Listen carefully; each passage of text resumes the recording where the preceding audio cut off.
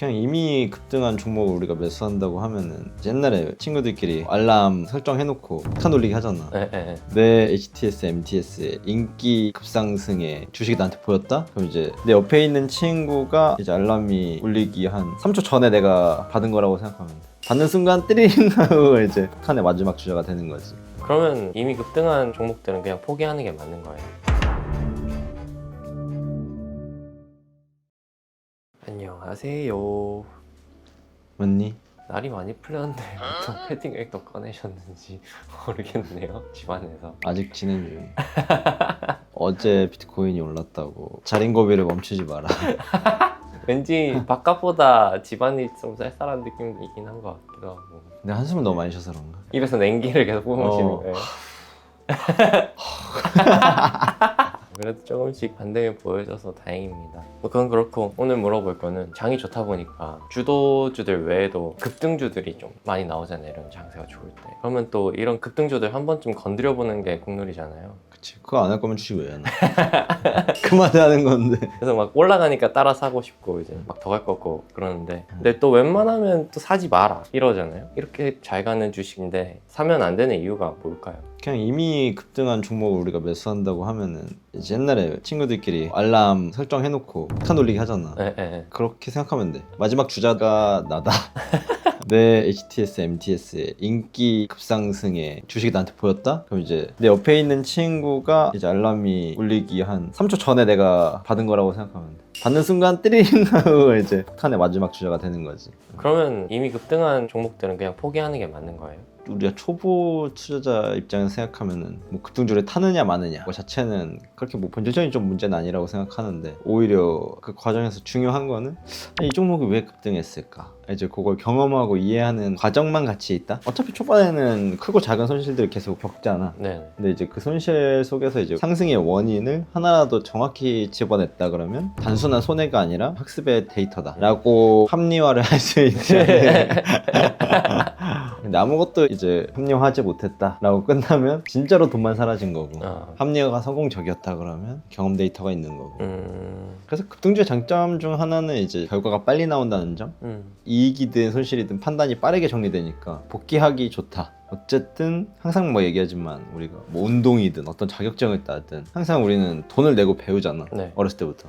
주식도 비슷하다고 봐. 시장에서 이제 사고 파는 시행착오가 일종의 수업료다. 근데 우리가 수업료를 막 집을 다 팔아서 내진 않잖아. 그렇죠. 그러니까 상식 안에서 내가 어떤 주식을 해야 된다는 거지. 초기에는 이제 자기가 직접 사고 팔아보면서 심리 그리고 시장의 흐름 그런 것들을 이제 좀 체감하다 보면은 이제 자기 옷도 막 찾게 되고 그 옷이 자연스럽게 자기한테 이제 달라붙어. 그때 이제 자기께 좀 된다라고 생각을 하는데 많은 분들이 이제 지금 6천이 넘은 시점에 또 주식을 처음 하시는 분들도 있을 테니까 어차피 어느 정도 이럴 수 있다 라는 그 전제를 받아들여야 된다.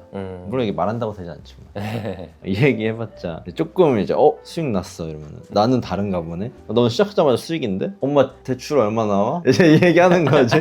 뭐 옆에 있는 여자친구 남자친구 붙잡고 내가 대신 해줄까? 막 이런 소리 하게 되고 그래서 어느 정도 이길 수 있다는 이 전제는 오히려 초보자 때 알아들을 수 없고 선험적으로 할 수 없다. 그래서 그 과정을 좀 반복해야 된다. 그래서 왜 오르는지 보이기 시작하고 그때부터 이제 급등주를 단순 추격 매수가 아니라 전략적으로 다르게 될지도 모르지. 근데 뭐 장기적으로 막 그렇게 좋은 트레이딩인지는 모르겠고. 그럼 만약에 분할 매수하고 있던 종목이 도중에 급등이 나오면 그때는 어떻게 해요? 뭐 나 같은 경우는 이제 수량을 못 채웠을 경우가 있을 거 아니야. 네. 이제 눌림목에서 불타기 하는 경우가 종종 있어. 대부분 이때 추격 매수를 하는 경우가 보통 조급함 때문이거든. 아직 못 샀는데 왜 이렇게 튀어? 이러고 이제 막 올라가면서 비중을 계속 더 싣는 거지. 근데 이제 이게 레버리지 관리가 정말 어려운데 그럼 이때 어떻게 해야 되느냐? 눈 감아. 일단 시각적으로 차단해야 돼. 어차피 이게 다 문제가 여기서 일어나는 거거든. 들리는 건 괜찮아. 밖에 나가지도 마. 밖에 나가면 돈 벌었다는 소리 들리니까. 이제 정찰병만 보내야지 했는데 갑자기 정찰병이 아니게 된 거지. 그럼 이제 이성을 잃게 돼. 모니터 제가 꺼버린 적도 있다니까. 그 정도로 이제 추격 매수를 안 하려고 하는 거. 이미 놓쳤는데 그때부터 못 쫓아가는 게 당연히 맞거든. 안 되면 모니터 손 뽑고. 그러면은 급등하는 상승이 장기적일지 단기적일지 판단하는 방법이 있어요? 그러니까 이게 상승이 펀더멘탈적인 이슈를 포함하고 급등했으면은 조금 더 추세가 이어지는 경우가 있다. 순간적으로 폭발적인 에너지가 등장하는데 이 에너지가 시장 심리를 자극하는 단순 이슈냐 혹은 이제 어떤 구조적인 변화, 구조적인 성장을 안고 펀더멘탈적인 이슈를 안고 올라가느냐 요게 이제 조금 더 시세의 지속성을 판별할 때 좋다. 이건 상승도 그렇고 하락도 그렇고. 그래서 급등주 트레이딩 하시는 분들 중에서 특히나 대형주 하시는 분들 중에서 막 기업 자체를 엄청 딥하게 찾아보거나 그러지 않아도 그 순간적으로 그거 익숙한 사람들이 있어. 옛날에 뭐 LG화학 공장에 불이 났대. 많이 빠져서 시작했어. 근데 그 공장에 대해서 LG화학 전체 매출에 뭐 5%도 안 돼. 근데 시가총액이 뭐 10%가 넘게 빠지는 거야. 그럼 이런 순간들은 이제 조금 매수 타이밍이 될 수도 있는 거지. 이런 이슈들이 워낙 많고. 갑자기 근데 실적이 꺾이면서 빠지는 것들, 급락하는 것들 이런 것들은 이제 뭐 싸다고 받으면 이제 지옥 가지. 그러면은 약간 지금 시장에 대입해 보면 같은 급등주라도 뭐 AI나 반도체 묻어 있는 걸 선택하는 게 좀 유리하겠네요. 근데 이쪽이 막 되게 그래도 지속 가능성이 있을 것 같잖아. 네. 실제로는 그 정도는 아니다. 단순히 여기에 급등한다는 건 어쨌든 같이 묻어서 갈 것 같잖아. 네. 근데 이 안에서도 쏠림이 있기 때문에 생각보다 그렇지 않고. 오히려 갑자기 뜬금없는 아예 그냥 센티 자체만으로 튀어버리는 쪽이 오히려 더 많이 오르는 경우도 있고 강한 경우도 있고 지금 로봇처럼 그러니까 숫자는 당장 없지만 그 내러티브 자체가 너무 강력한 그러니까 그게 조금 애매해. 그러니까 있을 거면 정확히 있고 없을 거면 아예 없어야 된다. 중간이 제일 못 가. 아예 그냥 상상력으로 가던가 미래에는 일자리 없어지고 모든 노동력을 로봇이 대체할 거고 택시기사 없어지고 그런 것들을 그냥 상상하게 하는 아예 깨끗한 내러티브 아니면 그냥 명확히 하드웨어 반도체 이런 쪽으로 좀 구분하면은 이 시세의 지속성을 조금 더 잘 누릴 수 있지 않을까.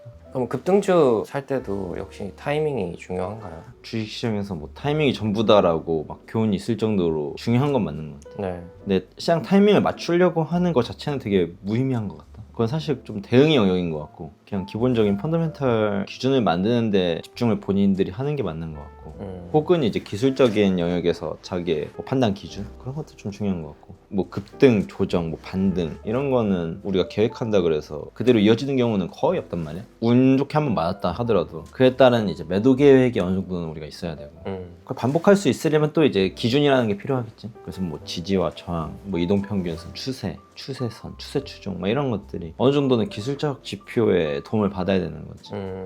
예를 들면 그래서 이제 뭐 하이닉스, 삼성전자, 뭐 테슬라, 엔비디아 어디까지 갈 거고 언제 팔아야 되냐. 나도 조선투는 뭐 언제 팔아야 되냐. 어느 정도는 추세 어깨에서 팔려는 노력을 많이 한단 말이야 사람들은. 그럼 되게 단순하게 나는 그냥 가. 그냥 121선 이탈하면은 절반 털고 200일선 깨면은 다 털고 일단 튀어. 그게 추세 어깨 정도일 거고 추세 깨진다 그러면 어쨌든 그 지점을 이탈할 거고 이제 그런 단순한 좀 기준들을 많이 가져가는 것 같아. 사람마다 다르겠지만 이런 지표들을 고점 저점 맞추는 데 쓰는 게 아니고 본인의 기준으로 삼는 게 좋다라는 말씀이시네요. 그치. 그냥 본인의 그냥 기준을 정하는 데서 쓰는 거지.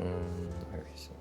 근데 그러면은 반대로 급등주 말고 급락하는 종목들 있잖아요. 확 급락했다가 다시 반등을 살짝 주어서 저점이라 생각하고 살 수도 있을 것 같은데 반대로 이런 급락한 종목들 매수하는 거는 어때요? 뭐 예를 들어서 급락한 지 얼마 안 됐다. 이 시기에 매수하는 거는 거의 대부분의 케이스에서 좋은 경험을 못 본 것 같고 특히나 이제 뭐 급락한 지 3일 됐어. 네. 그럼 이건 추가적으로 하락이 이제 있을 수 있는 확률이 더 높기 때문에 뭐 이럴 때 매수하는 건 좀 비추지.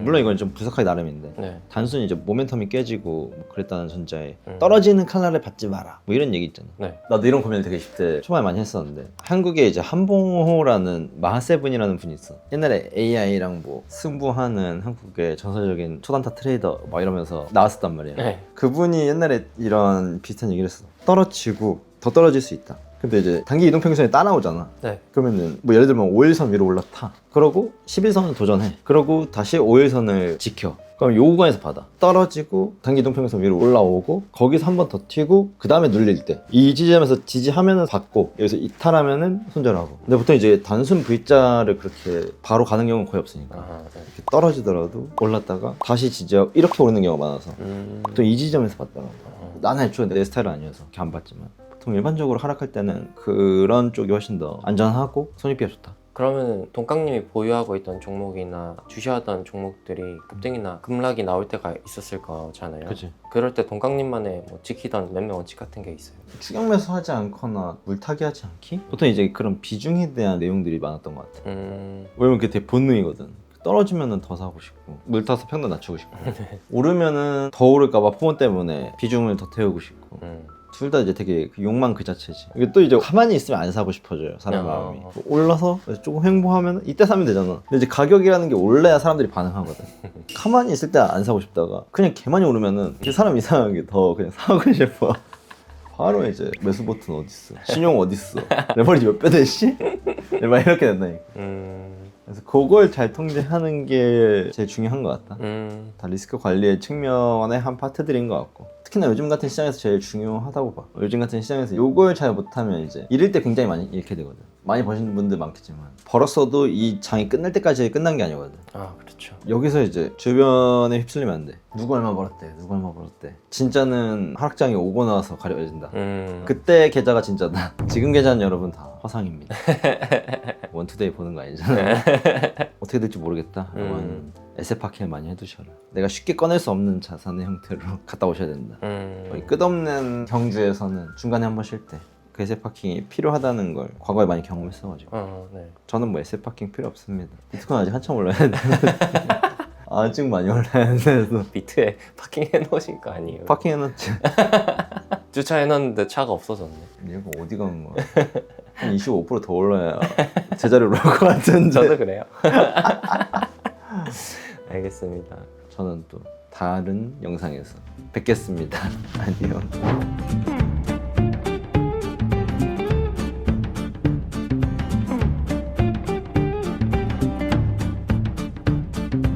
컨텐츠의 맛, 좀 더 날 것 그대로의 통깡, 강민우 이제 보시고 싶은 분들은 아마 오늘 이 배에 타면은 경험하지 않을까 개인적으로 생각하고 있습니다.